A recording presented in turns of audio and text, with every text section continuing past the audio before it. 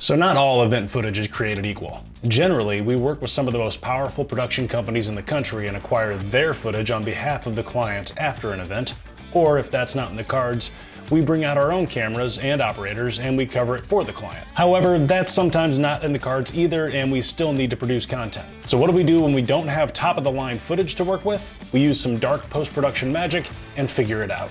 Kaylan Hubbard is a fantastic motivational speaker and recently spoke at an event where a multicam switch show just wasn't in the budget. But he did get a static wide recording from the back of the room. In a lot of cases for keynote speakers and motivational speakers, this is all the clients can offer. It's got some room for improvement. The slides are a little hard to read because the camera is compensating for looking at those very bright projector screens and the rest of the room at the same time. It's a little far away and we've got a little something blocking the lens in the right lower hand corner. But we have other assets.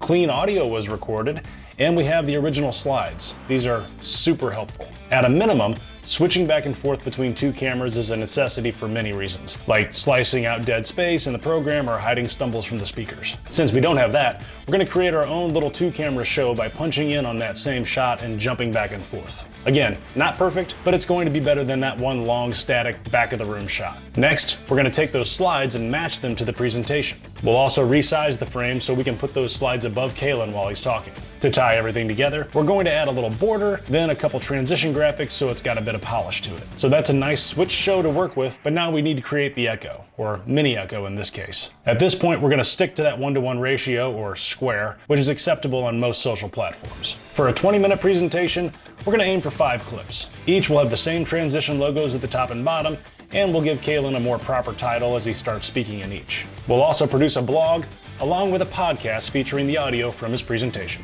Today's conversation is one every entrepreneur needs to hear. And there you have it.